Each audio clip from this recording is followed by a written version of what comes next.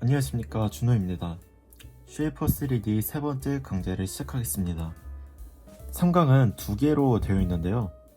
OT 때에도 설명해 드린 것처럼 어떤 기계를 사용하느냐에 따라서 쉐이퍼 3D의 기본 조작법이 약간 다릅니다. 그래서 이렇게 두 개의 강의로 나눠 놨고요. 아이패드를 사용하시는 분, 그리고 2-in-1 윈도우를 사용하실 분들께서는 제3-1강을 보시면 되고요. 반대로 일반적인 윈도우 형태의 PC나 맥OS, 맥북을 사용하시는 분들께서는 3-2강을 들으시면 됩니다. 이게 보면은 안드로이드도 써져 있죠.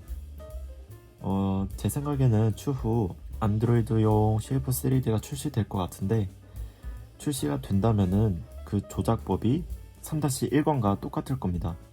그래서 만약에 안드로이드용 쉐이퍼 3D가 출시되고 이 강좌를 보신다면은 3-1강을 들으시면 됩니다. 바로 지금 이 강의죠. 쉐이퍼 3D를 실행시키면은 이 화면이죠. 디자인 시작을 눌러서 보면은 새 디자인이 있고 파일 가져오기 이렇게 두 가지가 있는데요. 지금은 당연히 새 디자인으로 보여드리기 때문에 이걸 할 건데, 어떤 사람이 만든 파일을 보거나 뭔가 제가 수정을 한 일이 있으면은 이걸 사용할 거고요. 새 디자인으로 지금 하겠습니다. 누르면은 이 화면이 뜹니다. 오늘은 기본적인 조작법을 알려드리고 여기에 있는 메뉴들을 간단하게 말씀드릴 겁니다. 아이패드랑 2-in-1 윈도우는 터치와 펜 기반으로 조작으로 됩니다. 우선 손가락으로 할 때는 제스처입니다. 줌인, 줌아웃. 우리에게 굉장히 익숙한 것이죠. 줌인, 줌아웃 하고 이렇게 회전할 때는 한 손가락으로 이렇게 하고요. 그리고 두 손가락으로 할 때는 이런 식으로 좌우 상하로 이동을 합니다. 한 손가락은 회전, 줌인, 줌아웃, 좌우 상하 이동. 그러면 이 펜슬이 하는 역할은 뭐냐면, 손가락은 제스처고 펜슬은 바로 모델을 제작하거나 수정을 할 때 쓰입니다. 손가락으로 할 때는 이렇게 이동이 됐는데, 좌우 이동, 상하 이동, 줌인, 줌아웃이 됐는데, 펜으로 할 때는 어떤 선들이 막 그려지죠.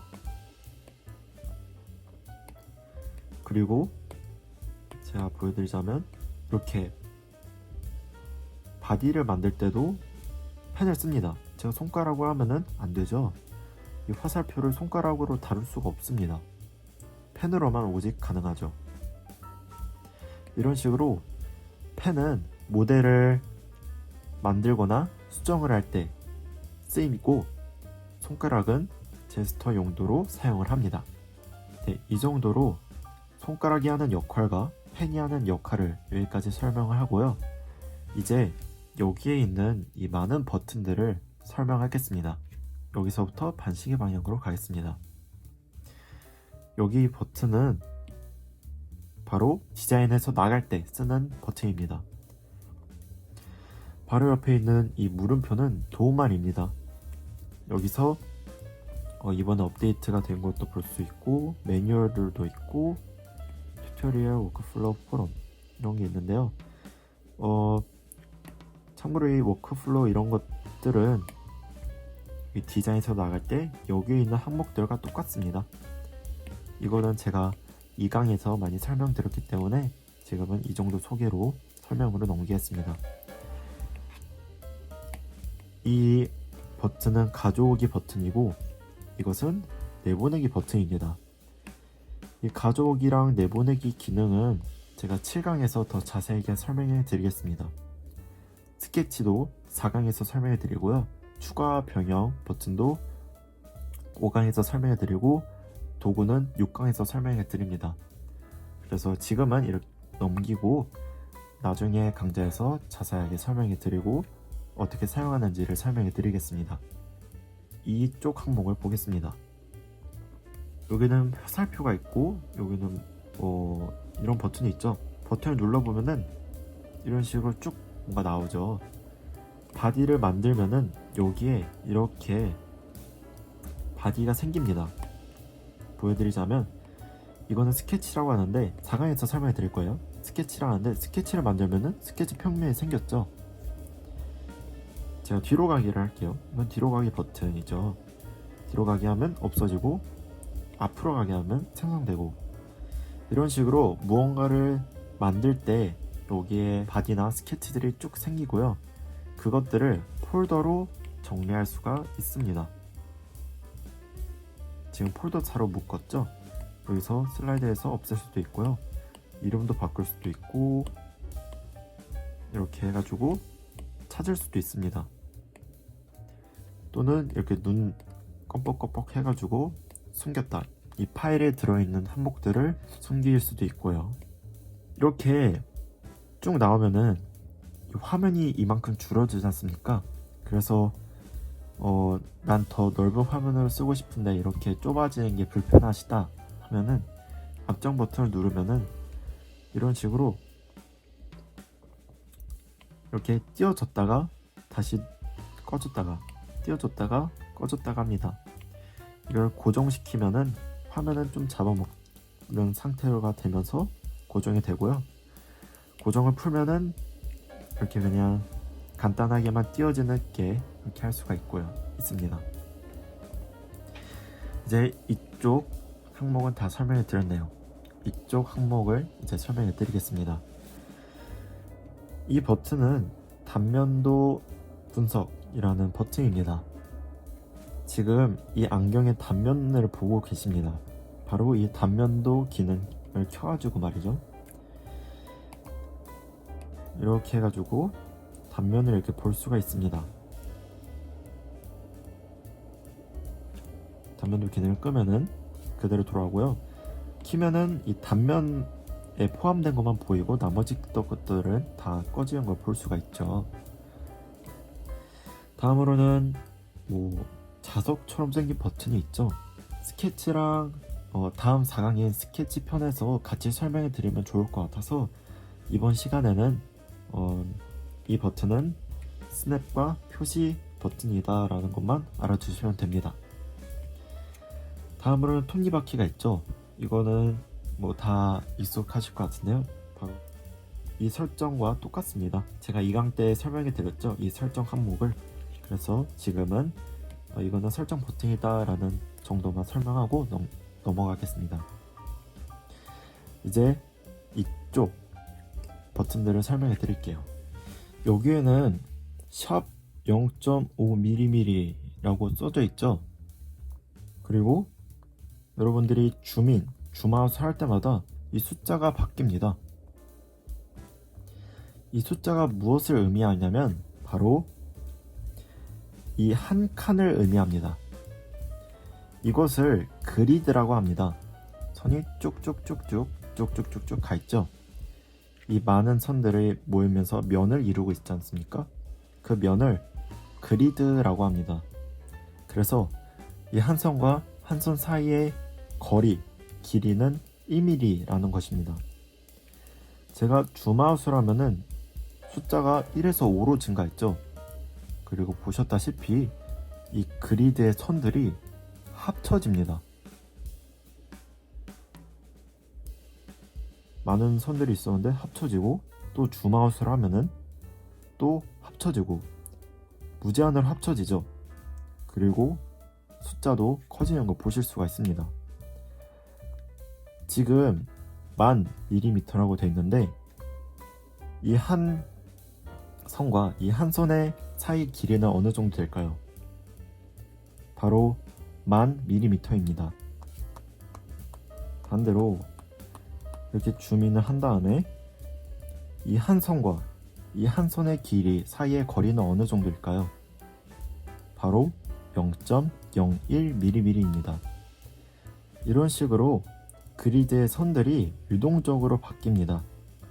그래서 모델링 작업을 할 때 큰 거랬다가 좀 디테일을 살려서 확대를 할 때 그리드가 이렇게 또 바뀌니까는 굉장히 편하게 모델링 작업을 할 수가 있습니다. 근데 가끔씩 이렇게 유동적으로 바뀌는 그리드가 불편할 때가 있습니다. 그럴 때는 이 버튼을 눌러서 그리드 잠금을 누르면 됩니다. 또 버튼을 누르면은 밀리미리, 센티미터, 미터, 인치, 피트 이렇게 단위도 바꿀 수 있죠. 그래서 뭔가 되게 세밀한 걸 할 때는 밀리미터 했다가 건물과 같이 엄청 큰 것을 모델링할 때는 미터로 바꿔가지고 사용을 하겠죠. 이런 식으로 여러분들이 어떤 모델링을 하냐에 따라서 이렇게 단위도 바꾸고 그리드의 크기를 잠그냐 아니면 유동적으로 바꾸냐 이런 식으로 설정할 수가 있습니다. 각도 포맷이 있는데 당연히 저희는 10지법을 쓰고요. 다음으로 이 버튼을 보겠습니다. 이 버튼은 바로 뷰 버튼입니다. 뷰와 외관 버튼인데요. 기변부를 한번 눌러볼까요? 아까 이렇게 되어 있었는데 기변부를 누르니까는 기본, 말 그대로 기본 뷰가 왔죠. 평면도, 저면도, 정면도, 배면도, 우측면도, 좌측면도 이렇게 이 모델을 보는 방향을 설정해 주는 버튼들입니다. 여기에 들어가서 꼭 이렇게 안 눌러도 되고요. 여기에 있는 육면체를 눌러서 바꿀 수도 있습니다. 배면도를 누르면은 배면도 뷰로 바뀌고 평면도를 누르면은 평면도 뷰로 바뀝니다. 또 이 육면체를 눌러서 회전도 가능하고요. 아까는 손가락으로 이렇게 했었는데 이렇게 펜슬로 회전을 하려면은 이런 방법으로 할 수도 있습니다. 보면은 이 육면체를 보면은 X, Y, Z가 있죠. X는 빨간색이고 Y는 녹색이고 Z는 푸른색이죠. X, Y 평면이고요. 이렇게 누르면은 Z, Y, Z 평면이 되고요. 정면으로 보면은 X, Z 평면이 되고요. 이런 식으로 X, Y, Z 축이 이렇게 있는 걸 볼 수가 있습니다. 그리고 그리드 위치를 바꿀 수가 있습니다. 아까 그리드 위치는 X, Y축에 있죠. 근데 지금은 Y, Z축에 있습니다. X, Y 평면을 누르면은 X, Y축으로 그리드 평면이 생기고요. Y, Z 평면을 누르면은 Y, Z축으로 그리드 평면이 생깁니다. 당연히 X, Z 평면을 누르면은 X, Z 평면으로 생기고요. 기본 값은 X, Y 평면입니다.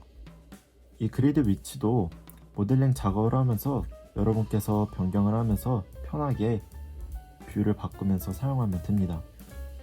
이제 뷰를 봤으니 외관으로 넘어가겠습니다.